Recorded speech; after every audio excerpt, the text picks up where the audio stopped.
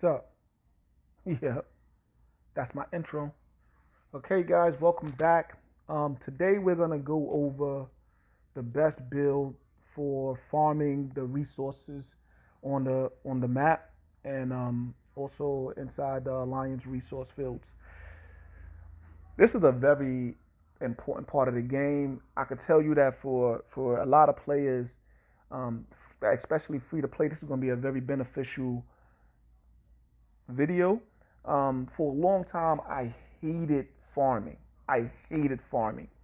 And then I started needing to get my K35, and farming became a major part of that. Because once you get to keep 30 to 32, it's very expensive to keep building forward. I posted before the resources needed for keep 35. It's extremely ridiculous. In order to continue going, you're going to need the farm. You're going to need the farm. And then after that, in order to build the troops to get high number troops, you're going to need the farm. Farming is a very important part of this game. There is two type of farming. There is the farming the resource spots on the resource field and farming from the resource alliance. And the reason why you have to separate the two is because the bonuses are separated. You of course got to know your research, and you got to make sure your research is up to make sure you're maximizing what benefits you're getting while farming. You want to try to max out the whole advancement if you're able to max out you get the max benefit from the resource spots while you're farming. So of course, you also want to pay attention to what generals you use. You know, the apex of all the generals is going to be Queen Jindiak. You're going to want 6 Queen Jindiaks in the end. But if you could get one, then you're in a good situation. Sometimes Queen Jindiak is very difficult to get, but outside of Queen Jindiak, there are some generals that you're going to be able to utilize to be able to farm and up to an efficiency, a great efficiency. Queen Jindiak, the reason why this one is used is because after resource gathering, this is afterwards. After you, like, say, for instance, the resource spots have 7 million resources. After you collected that, you bring back an extra 40% resources from the world map resource spots. So that means anytime you're farming resources from the world map, that's not the alliance resource spot, that's from the world map, you're bringing back an extra 40. And when you farm resources from the alliance resource spot, it's an extra 20%.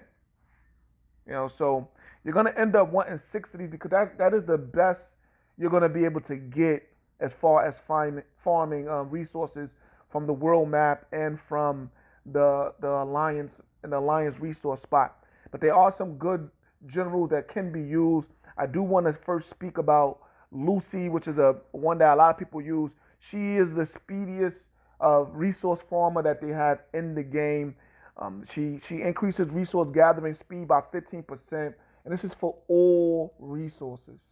You know what I mean? So when it comes to farming at the fastest pace, Queen Jindiak is great, but not when it comes to speed, overall speed, I should say, because Princess Lucy, she starts off with a 15% resource gathering speed, and you're not really going to get into her specialties, which is, if you did, you would get an extra 10% in gathering speed, but you're not going to get into her specialties unless you do it at a much, much later date. So she becomes very good when it's on that farming event, gathering. You can use her.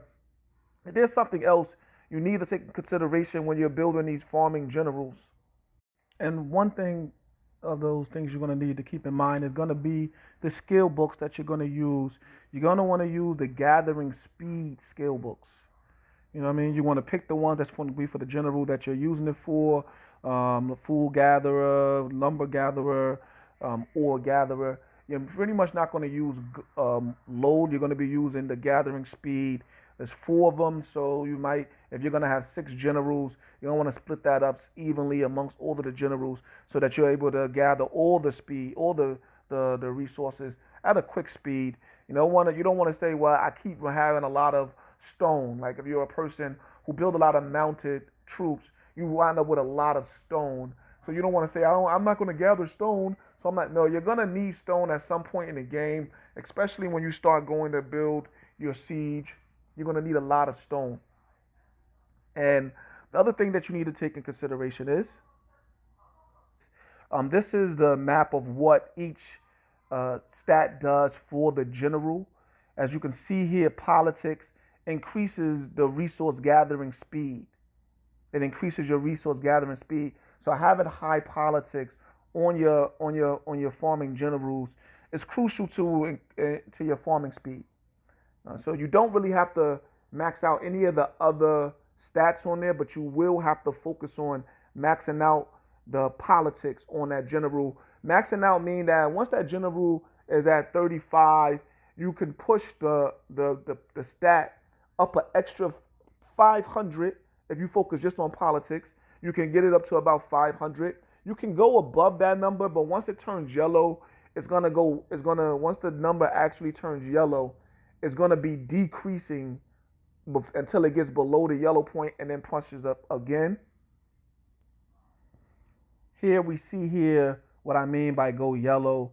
You look at where it says politics, 499 added to her, and this is that 499 is the highest it's going to allow me to add to her.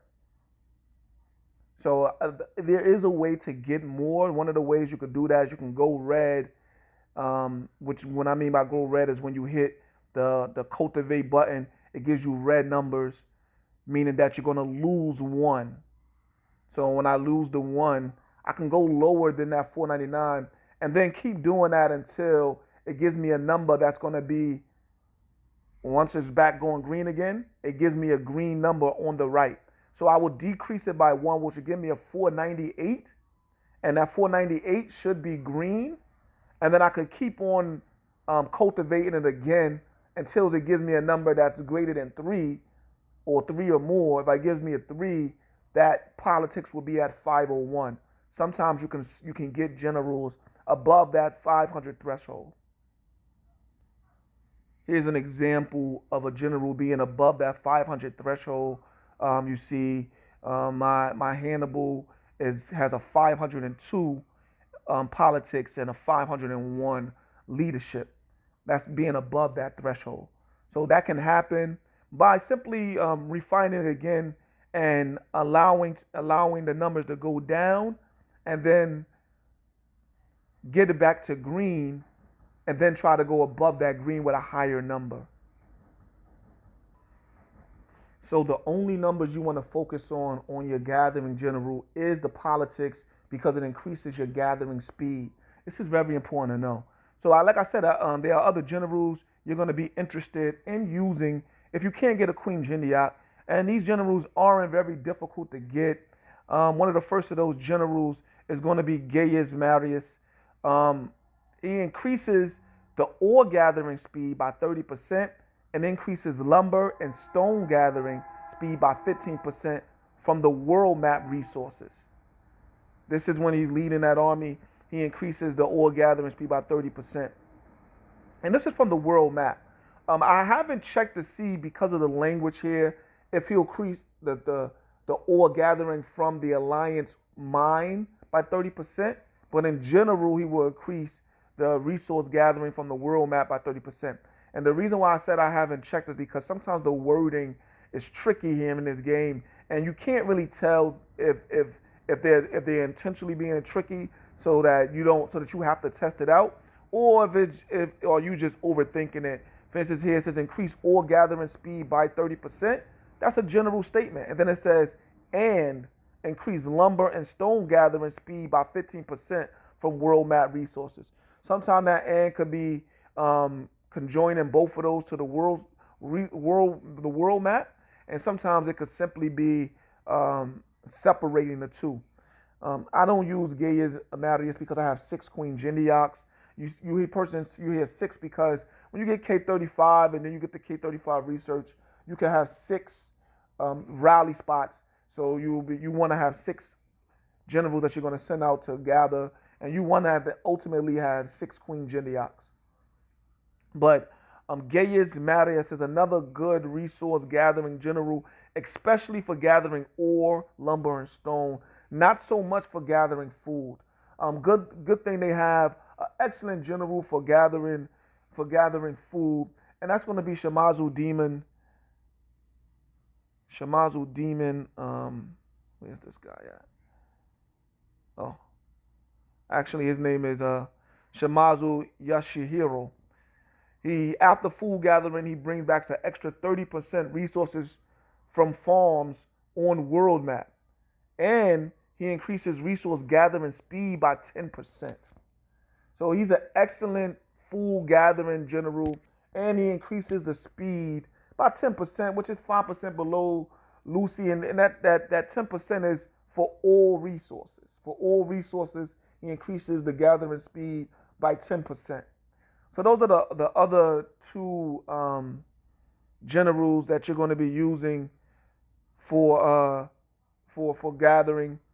And you will also notice here, if you did do his specialties, he doesn't really have any benefit to any of the resource gathering. So you're never even going to consider specialties on him, even though you wouldn't consider specialties on any of the generals that are purple, even though they're historic. And of course, the last general I would like to mention is going to be um, Queen. Excuse me, Constance the First. After resource gathering, she brings back an extra 20% resource from the world map resources and increases troop load by 20%. So it becomes important, the wording here, because the troop load, it increases even when putting inside the Alliance resource spot. So why troop load inside the Alliance resource spot is so important is because you can put more troops in there and bring more resources out at one time rather than waiting for those resources to come out and have to send it back in. So the load being how much resource you can bring out at one time. And that becomes very important later on when you're not farming the resource map, you're just putting troops inside the alliance resource spot, especially on servers when they're hitting the resource spots areas, which is called tiling. When that stuff is happening, you only can really farm inside your alliance resource spot. So you know how much you can take out at one time becomes very important. So that's why load is important. And speaking on that case, you're gonna when we go over the next part, which is dealing with the gear. When we're dealing with the gear, there's some gear you're gonna use just for load, and some you're gonna use just for march size. March size also is another way of having more load because the more troops you can send is more resources you can bring back. So real quick, we're gonna go over two sets of gear that will help you with your farming.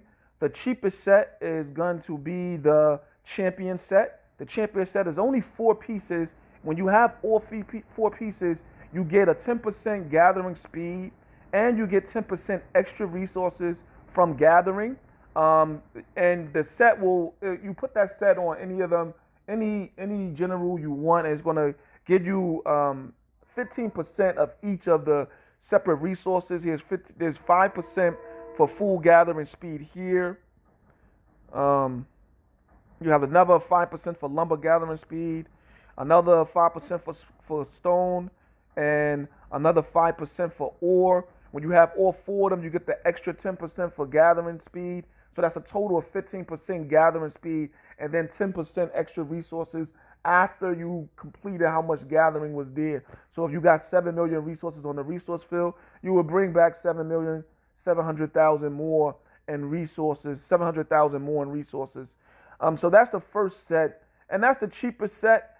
The next set is going to be the king set. The king set, you have to build the set in the manner of the general you are using. So if you got 6 generals, you may want to make 2 of those generals for the resource that you're going to use the most. You know what I mean? For me, it's ore, so I'll have 2 generals built around gathering ore, and then another 2 built around gathering food. Food and ore to me are the most needed resources. Food because all 3 troop types need food. You know what I mean? I said 3 because a lot of times you won't hear the seeds being counted as a troop type but all three of the troop types need food, and the food amount for the ground troops is excessive. It's extremely excessive. So you're gonna need food, even though when you're building buildings, food has the lowest number. When you start building troop, you're using it on all the troops. The ranged troop doesn't use ore. The mounted troop doesn't use stone, and the ground troop doesn't use lumber. So but all three of them use food. So you're gonna make sure you're gonna need food, and the having the whole set bonus isn't really much. It's more so to speed, and then it gives you more attack, defense.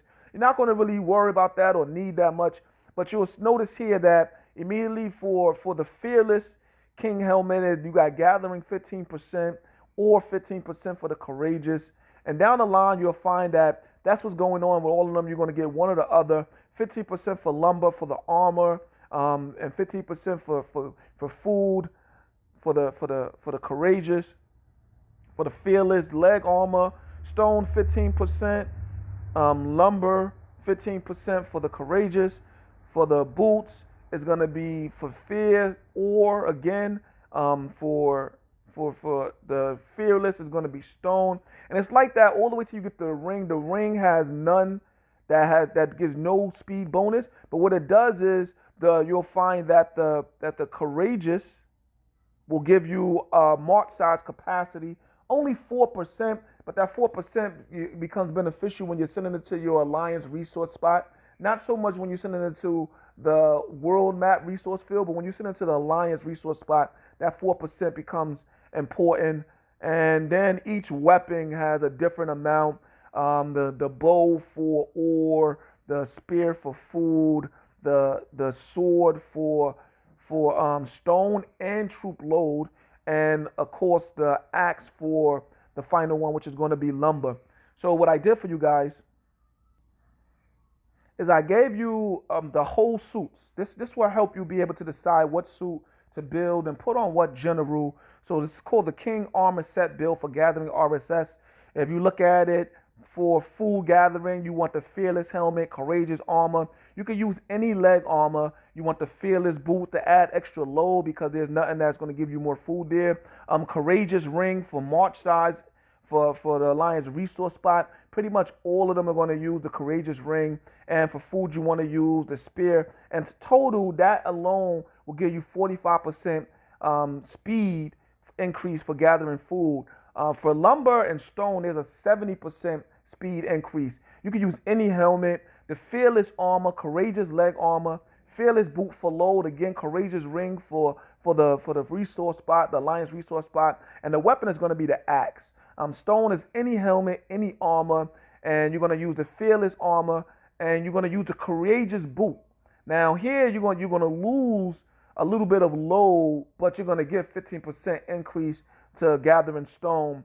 And then you got the courageous ring again for the march size, and the weapon you're going to use the sword. And then finally you're going to use the speed for ore 45%. It's courageous helmet, any armor, any leg armor, the fearless boot, and once again you're going to do the courageous ring for march size, and the weapon you're going to use is going to be the bow. So this will help you get pretty much the highest you can get and speeds. Now there is one other thing I would like to explain. Okay, so finally, one thing I want to go over is the refining aspect. You're going to hear a whole lot of people explain to you that refining is more end-game content or later game content, and they are correct. You don't want to spend a lot of gems on refining, especially this low-level gear. It is cheaper to refine the gear, but when you want to keep the refined areas here, the amount of gems is what people are referring to. So what you want to do is you simply want to refine, which is the cheap gold, 350K, like that, and try to get the best that you could possibly get. So I wouldn't change that because this is on the bow, and the bow is specifically for ore. And the 3.6% and the 6.2% for the ore is that's a total of an extra 9.8% to my ore gathering speed. So you will cancel that. that is a cheaper way of doing it. So say for instance, you don't have any of the ore for this particular bowl, you might want to refine and only use the gold to refine it. Say you have one or two areas that say gold. That says ore. So you want to do that on each of the pieces of the gear so that you can increase the speed as much as possible. And you want to build general rules specific to whatever your resource that you're going for, or you want to have many different resource um, uh, armors to be able to put it on the generals to send them out. If, say, for instance, you want to have 6 helmets, fearless helmets, because you want to go ahead and gather food on all 6 of your generals, then this is okay. But you're gonna need the material you use for your armor at a much later part of the game. But if you are building slowly and you're stuck on K27 or things of that nature, and your farm is going to become a very big part of your game, then it's okay to use this material to build this armor. It isn't really that expensive to build the armor, but the material will be much needed later on. So if you are building your keep very fast, you want to go ahead and not use this material. But if it's taking you a very long time to get past 27 and the lower levels, K30, then you want to go ahead and start building up these generals so that you can farm a lot. So that's this guide for you guys. I hope you guys learned something from this, and I hope you guys have a great day.